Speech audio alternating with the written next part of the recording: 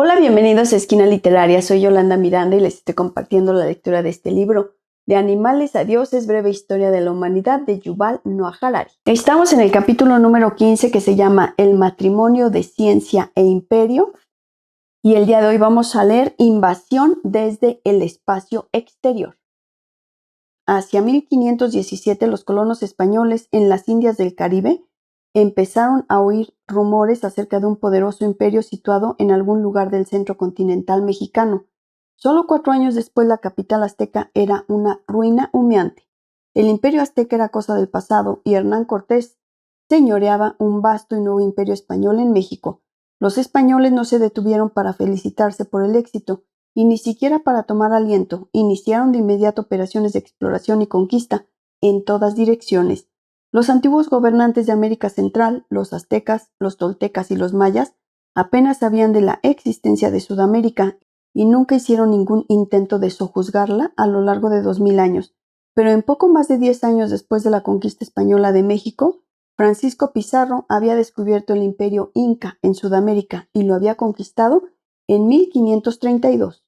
Si los aztecas y los incas hubieran mostrado un poco más de interés en el mundo que los rodeaba, y si hubieran sabido lo que los españoles habían hecho a sus vecinos, podrían haber resistido con más entusiasmo y éxito a la conquista española. En los años que separan al primer viaje de Colón a América, en 1492, del desembarco de Cortés en México, 1519, los españoles conquistaron la mayoría de las islas del Caribe y establecieron una cadena de nuevas colonias. Para los nativos sometidos, dichas colonias eran el infierno en la tierra. Estaban gobernados con un puño de hierro por colonos codiciosos y sin escrúpulos, que los esclavizaron y los pusieron a trabajar en minas y plantaciones, y que mataron a quienquiera que ofreciese la más mínima resistencia.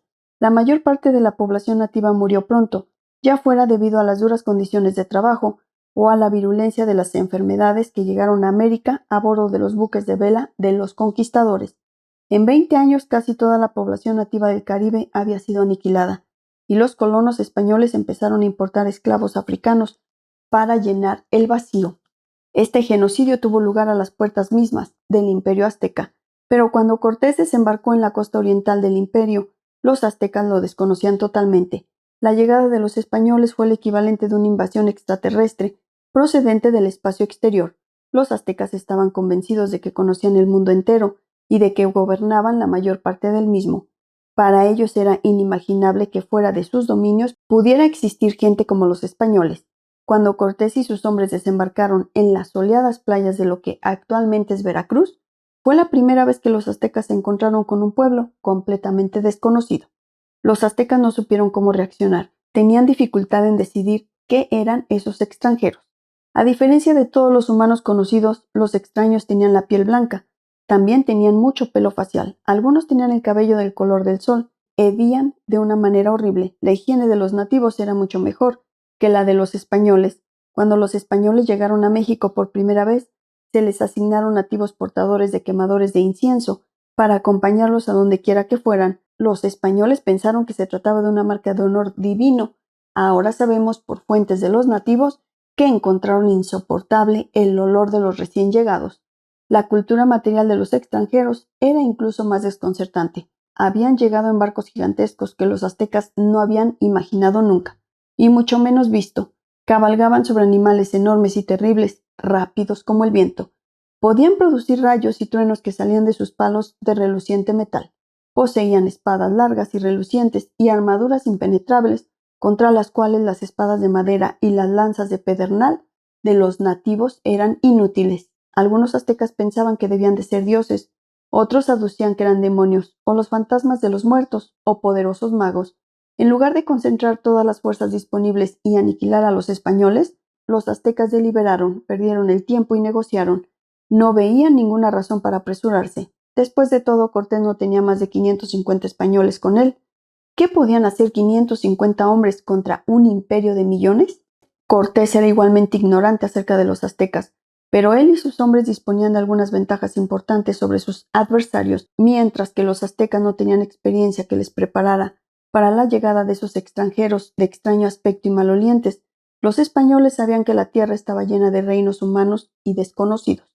y nadie tenía más experiencia en invadir tierras ajenas y en tratar con situaciones que desconocían completamente. Para el conquistador europeo moderno, como para el científico europeo moderno, sumergirse en lo desconocido era estimulante. De modo que cuando Cortés echó anclas en aguas de aquella soleada playa en julio de 1519, no dudó en actuar. Como un extraterrestre de ciencia ficción que sale de su nave espacial, declaró a los anonadados nativos: «Venimos en son de paz, llevadnos ante vuestro jefe». Cortés explicó que era un emisario pacífico del gran rey de España y solicitó una entrevista diplomática con el gobernante azteca, Moctezuma II. Era una mentira descarada. Cortés dirigía una expedición independiente de aventureros codiciosos. El rey de España no había oído hablar de Cortés ni de los aztecas. A Cortés le proporcionaron guías, alimento y ayuda militar los enemigos locales de los aztecas. Después se dirigió hacia la capital azteca, la gran metrópoli de Tenochtitlán. Los aztecas permitieron que los extranjeros avanzaran directamente hasta la capital y después llevaron respetuosamente al jefe de los extranjeros al encuentro con el emperador Moctezuma. En plena entrevista, Cortés hizo una señal y los españoles, armados con el acero de sus espadas, mataron a los guardias de Moctezuma, que estaban armados solo con palos de madera y espadas de piedra. Y el invitado de honor hizo prisionero a su anfitrión. Cortés se hallaba ahora en una situación muy delicada. Había capturado al emperador, pero estaba rodeado por decenas de miles de guerreros enemigos enfurecidos, millones de civiles hostiles y por todo un continente del que no sabía prácticamente nada. Tenía a su disposición únicamente unos pocos cientos de españoles y los refuerzos españoles más cercanos se hallaban en Cuba, a más de 500 kilómetros de distancia. Cortés mantuvo a Moctezuma cautivo en su palacio, haciendo ver que el rey estaba libre y que mandaba, y que el embajador español no era más que un invitado. El imperio azteca era una organización política muy centralizada, y esta situación sin precedentes lo paralizó. Moctezuma continuaba comportándose como si gobernara el imperio, y la élite azteca continuaba obedeciéndole, lo que significaba que obedecía a Cortés. Esta situación duró varios meses, tiempo durante el cual Cortés interrogó a Moctezuma y a sus ayudantes, adiestró a traductores en diversos idiomas locales y envió pequeñas expediciones de españoles en todas direcciones para que se familiarizaran con el imperio azteca y las diversas tribus, pueblos y ciudades que éste gobernaba. Al final, la élite azteca se rebeló contra Cortés y Moctezuma, eligió a un nuevo emperador y expulsó a los españoles de Tenochtitlán.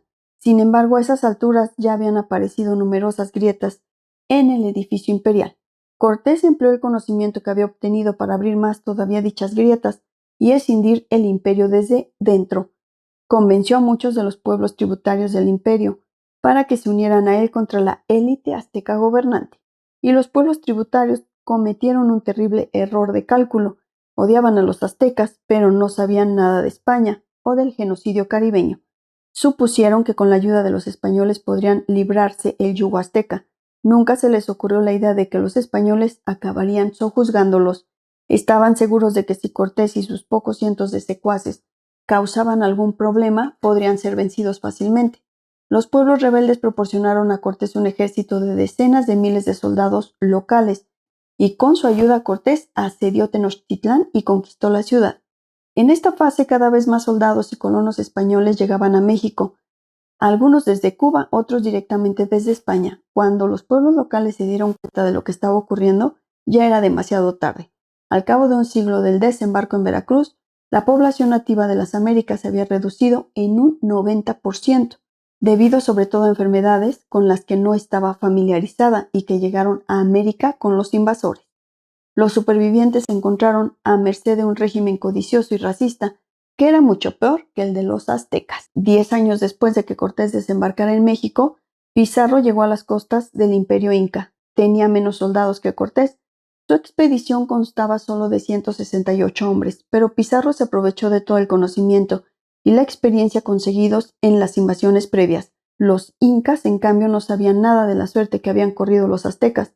Pizarro emuló a Cortés, declaró ser un emisario pacífico del rey de España, invitó al emperador inca a Atahualpa a una entrevista diplomática y después lo secuestró. Pizarro se dedicó a conquistar el paralizado imperio con la ayuda de aliados locales. Si los pueblos tributarios del imperio inca hubieran conocido la suerte que corrieron los habitantes de México, no se habrían puesto a merced de los invasores, pero la desconocían. Los pueblos nativos de América no fueron los únicos en pagar un alto precio por su punto de vista localista.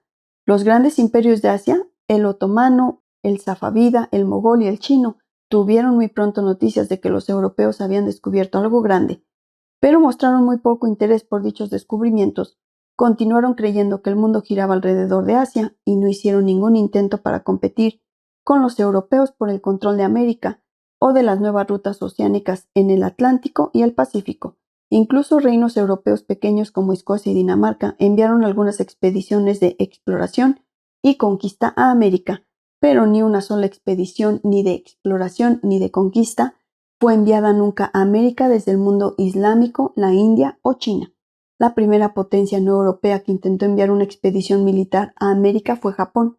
Esto ocurrió en junio de 1942, cuando una expedición japonesa conquistó Kiska y Attu, dos pequeñas islas en aguas de Alaska, y capturó a 10 soldados estadounidenses y un perro. Los japoneses no se acercaron más al continente. Es difícil argumentar que los otomanos o los chinos se hallaban demasiado lejos, o que carecían de los medios tecnológicos, económicos o militares. Los recursos que enviaron a Shen He desde China hasta África Oriental en la década de 1420 tendrían que haber sido suficientes para alcanzar América. Los chinos simplemente no estaban interesados. El primer mapamundi chino que mostraba América no se produjo hasta 1602 y por un misionero europeo. Durante 300 años los europeos gozaron de un dominio indiscutible en América y Oceanía. En el Atlántico y el Pacífico, las únicas refriegas importantes en estas regiones fueron entre diferentes potencias europeas.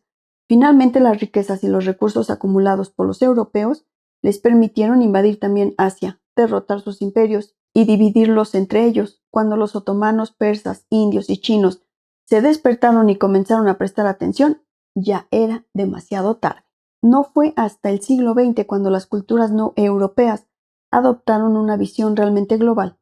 Este fue uno de los factores cruciales que condujo al hundimiento de la hegemonía europea. Así, en la Guerra de la Independencia Argelina, en 1954-1962, los guerrilleros argelinos derrotaron a un ejército francés con una ventaja numérica, tecnológica y económica abrumadora. Los argelinos vencieron porque los apoyaba una red anticolonial global y porque supieron cómo hacer que simpatizaran con su causa los medios de comunicación de todo el mundo, así como la opinión pública francesa. La derrota que el pequeño Vietnam del Norte infligió al coloso estadounidense se basaba en una estrategia similar. Las fuerzas de guerrillas demostraron que incluso las superpotencias podían ser derrotadas si una lucha local se convertía en una causa global. Es interesante especular acerca de qué podría haber ocurrido si Moctezuma hubiera podido manipular a la opinión pública en España y conseguir la ayuda de uno de los rivales de España, Portugal, Francia o el Imperio Otomano. Un poquito extenso este tema, espero que les haya gustado. Estamos leyendo este libro de Animales a Dioses, breve historia de la humanidad, de Yuval Noah Harari. Los espero en el próximo video para continuar con esta y otras lecturas. Muchas gracias por escuchar.